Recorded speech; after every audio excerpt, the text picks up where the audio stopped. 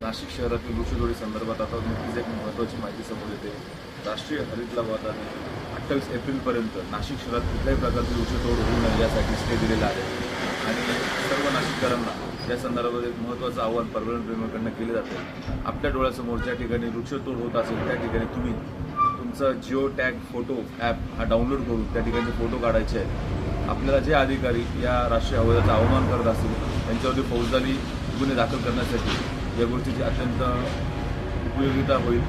त्यामुळे सर्व नाशिककरांनी आता जागरूक होणं गरजेचं आहे। माननीय ॲडव्होकेट श्रीराम पिंगळे यांनी हा युक्तिवाद केलेला आहे आणि आपल्याला 28 तारखेपर्यंत हा स्टे मिळवून दिलेला आहे। आता कुठल्याही प्रकारची वृक्षतोड ही होऊ शकणार नाही हे सरळ आदेश दिलेले असताना जर कुठलाही अधिकारी जर वृक्षतोड करत असेल तर आपण त्यांना आपण NGTचा अहवाल दाखवू शकतो आणि नाशिकची वृक्षतोड आपण सांभाळू शकतो, थांबवू शकतो असं आम्हाला सर्वांना वाटतं।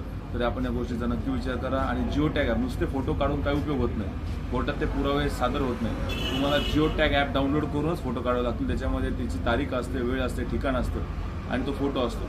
त्यामुळे जर तुम्हाला फोटो काढायचे असतील तर जिओ टॅग ॲप वापरूनच फोटो काढा एवढं आम्ही सांगू इच्छितो आणि नाशिकची वृक्षतोड थांबवण्यासाठी पुढे या, नाशिकच्या पर्यावरणाशी इमान राखा। धन्यवाद।